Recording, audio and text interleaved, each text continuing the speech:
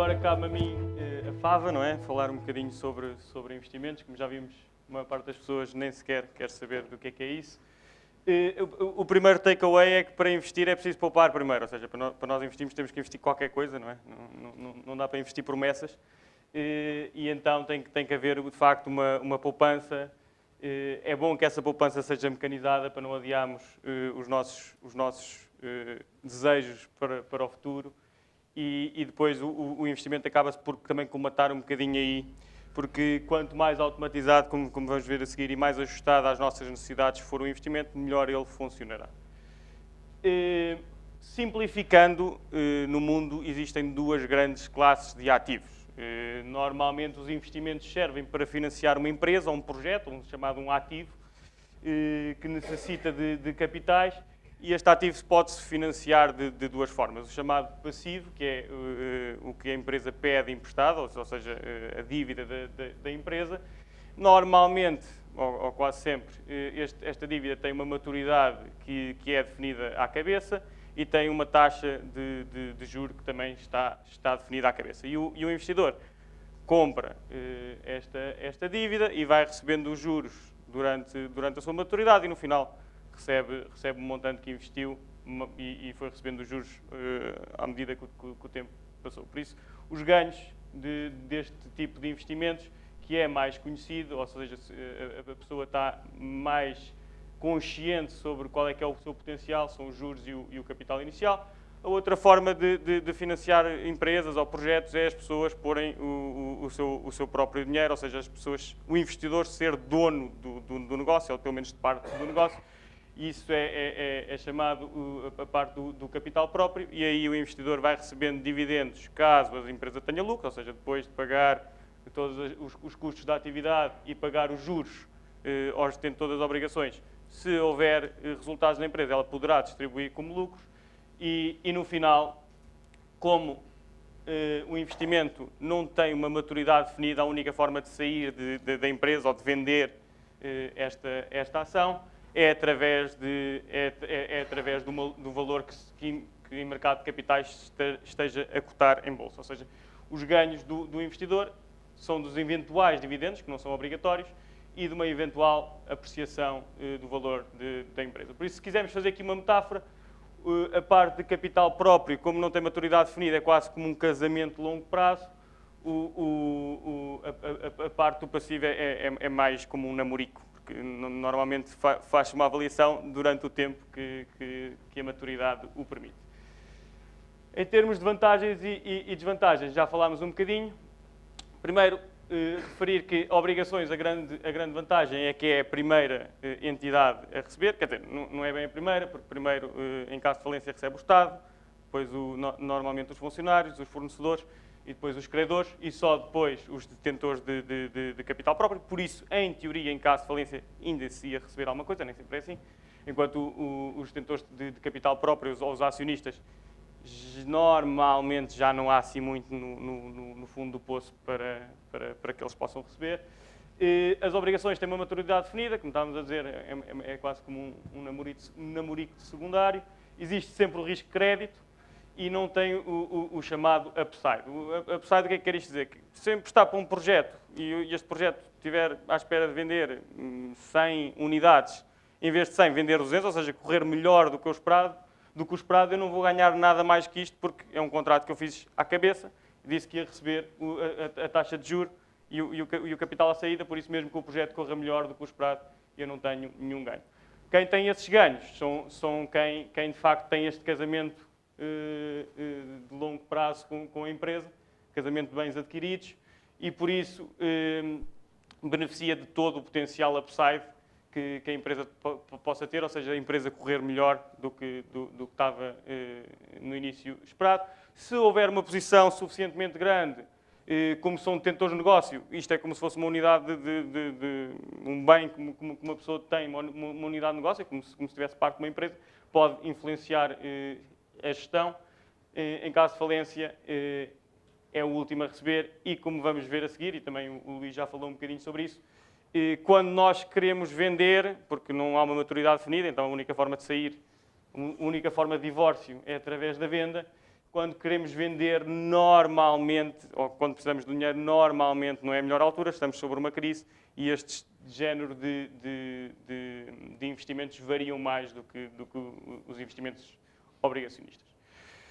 Se olharmos agora um bocadinho para o histórico destas classes de ativos, e aqui trazemos a análise dos últimos 30 anos, como proxy, ou seja, como aproximação do mercado acionista, trazemos o índice das 500 maiores empresas dos Estados Unidos, que é um índice bastante global, porque hoje em dia a Apple não vende só nos Estados Unidos, vende muito na China, um terço vende na China, quase um terço na Europa e outro terço nos Estados Unidos, por isso são empresas bastante globais.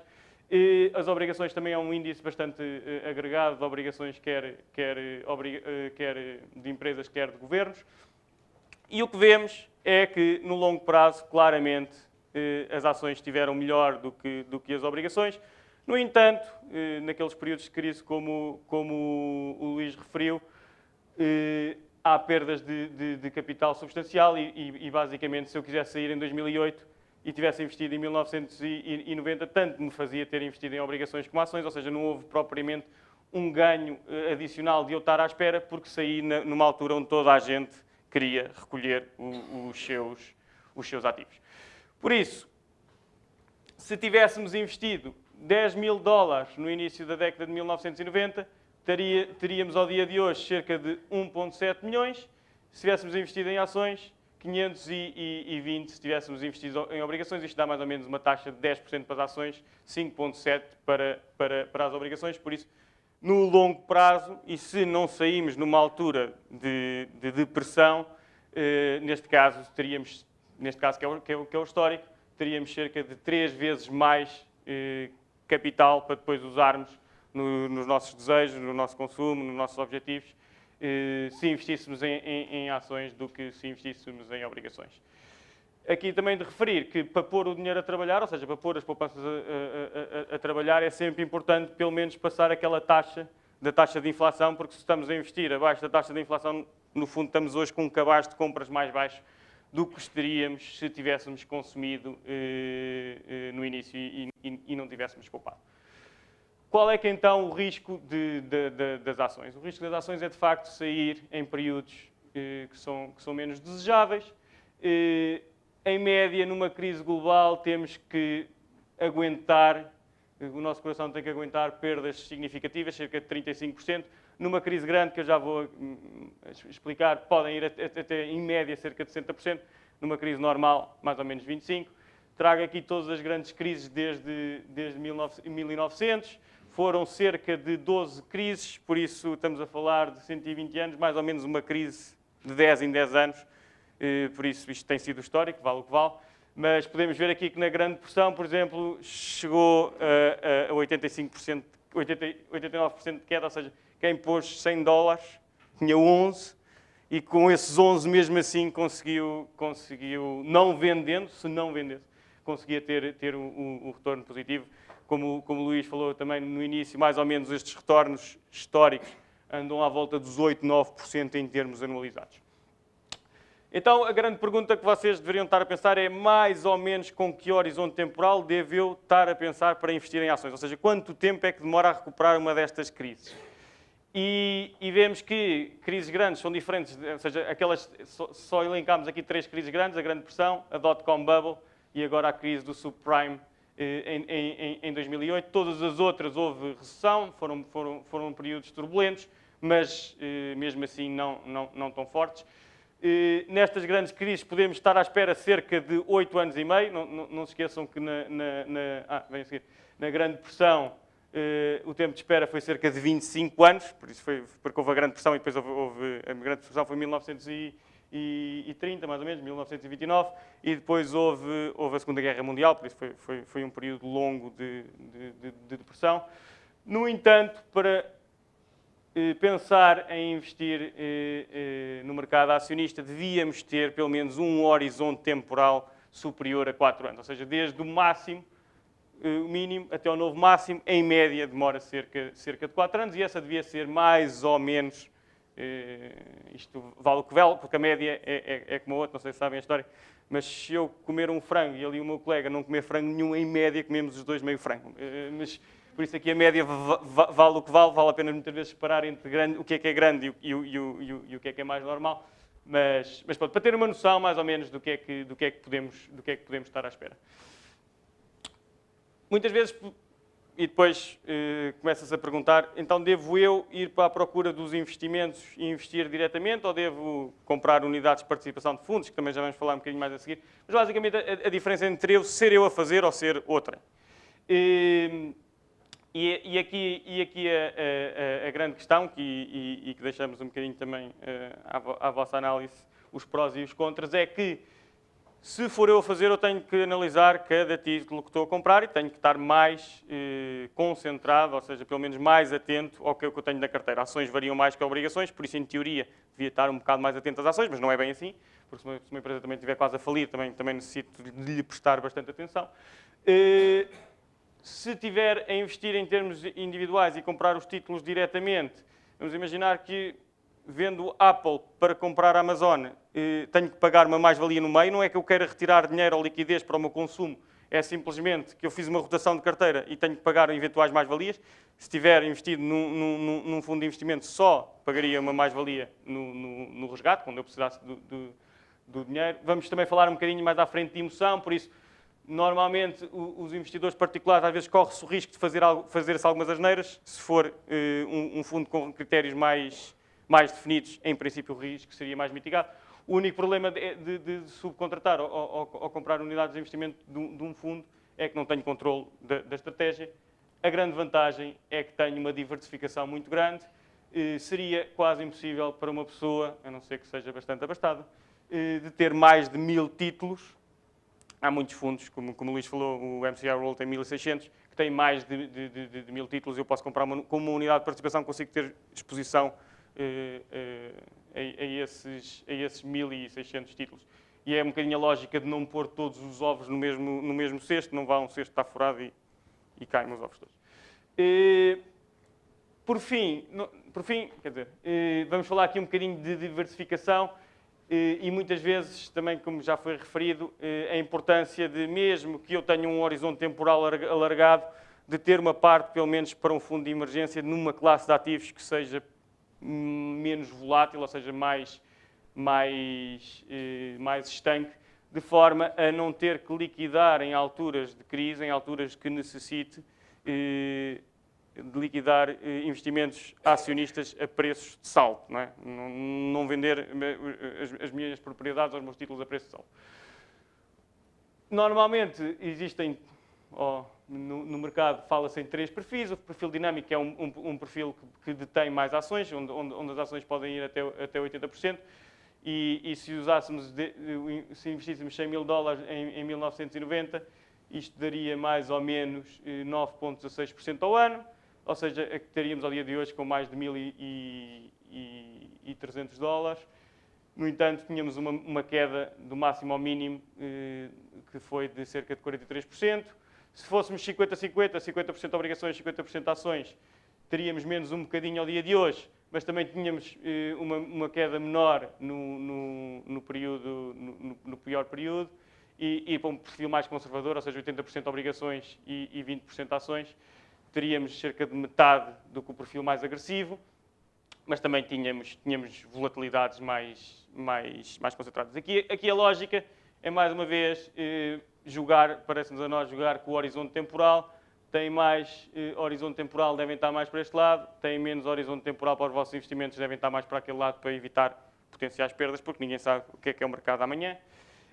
Outra coisa que também é muito importante aferir é necessidades de liquidez. Ou seja, se eu tenho necessidades de liquidez muito constantes, também devia estar um bocadinho mais para este lado. Se não tenho tantas necessidades de liquidez e estou num ponto de vista de acumular, ou seja, todas as semanas ou todos os meses vou conseguindo fazer poupança, então, teoricamente, teria mais para este lado. Mas cada um sabe de si, não é? O melhor advogado de si próprio é o próprio. A importância de diversificar, e aqui a diversificação é chave. O MSCI World nos últimos 5 anos basicamente duplicou, temos aqui um retorno de cerca de 100%. Infelizmente o PSI 20 manteve-se na mesma, e se nós tivéssemos investido numa empresa, neste caso não é bem aleatório, mas vamos imaginar que nós tínhamos investido nesta empresa, tinha corrido muito bem, eu estava contente em investir mais, mas depois não foi correndo muito bem, aqui é que está barato, vamos fazer um preço médio mais barato, até parece que está a correr bem e que fomos muito engenhosos e investimos mais um bocadinho, e agora é que está outra vez barato, e parece que está sempre barato. A importância da diversificação é exatamente esta, não caímos na asneira, e depois vamos falar um bocadinho mais de alguns erros emocionais, não caímos na asneira de ter só este título que, apesar do mercado estar todo a correr bem, existem razões fundamentais para este título não estar a correr bem. A empresa tem problemas que ela própria não consegue ultrapassar, mas que são mitigados quando olhamos para um espectro que tem mais de 1.600 ações. Se tivessem investido no MSCI World, tinham duplicado. Se tivessem investido no PSI 20, infelizmente estavam na mesma. Se tivessem investido nesta empresa, tinham cerca de 20% do que tinham investido, assumindo que tinham investido 10 mil euros há 5 anos. Agora, um bocadinho já em fecho, costumam-nos perguntar, então, e será que estamos agora numa boa altura para investir? É agora a melhor altura para investir? Espero mais um mesito ou dois? A verdade é que nós não sabemos, e ninguém sabe, mas muitas vezes mais vale estar investido do que esperar pelo melhor momento. E trago aqui a análise de três indivíduos. Um indivíduo que todos tinham uma poupança anual de 2 mil dólares e nos últimos anos um indivíduo que é o mais sortudo, ou muitas vezes chamado o mentiroso, que compra o S&P 500, o índice, sempre na melhor altura. Ou seja, todos os anos ele mete os 2 mil dólares quando está mais barato. É fantástico. Durante 20 anos acertou sempre, nunca falhou, comprou no dia mais barato.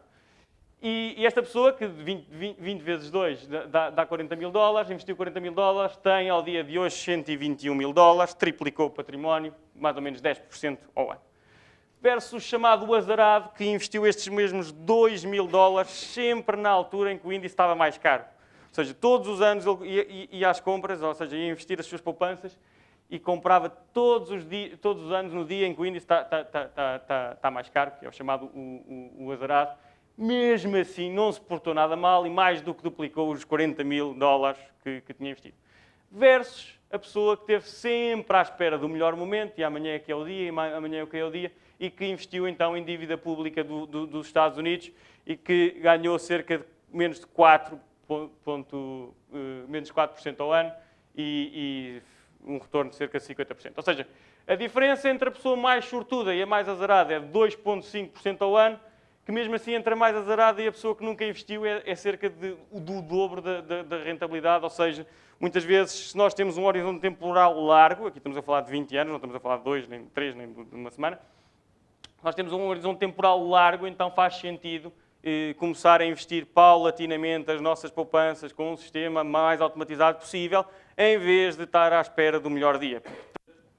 Na melhor das hipóteses, a pessoa mais brilhante face à pessoa mais azarada ganha mais 2,5% ao ano. É material, mas não é tão fantástico como uma pessoa que investe versus aquela que não investe.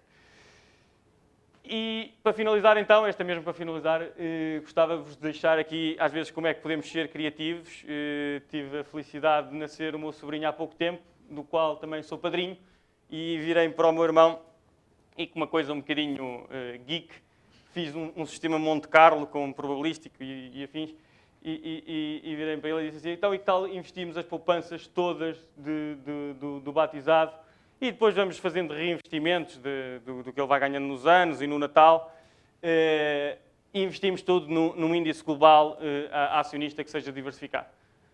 Virei-me e disse-lhe, olha, de acordo com este modelo, que é conhecido e está testado e foi testado por académicos, se assumimos que ele só vai levantar o dinheiro daqui a 23 anos, que é quando acaba o curso, e pode dar uma entrada para uma casa, querer um carro ou estudar, com 75% de probabilidade tem pelo menos o dobro do que investiu, ou seja, estou a falar de um investimento de mais ou menos 10 mil euros, com 75% de probabilidade tem pelo menos o dobro, mais ou menos com 50% de probabilidade tem o triplo e pode chegar até 5 vezes mais. A verdade é que investimos em agosto, foi um bom momento de mercados, não escolhi o melhor momento, mas até agora está com um retorno de cerca de 15%, por isso Pensem um bocadinho onde é que têm o horizonte temporal, mecanizem ao máximo as vossas poupanças e os vossos investimentos e no final vão ver que o retorno aparece. É isto.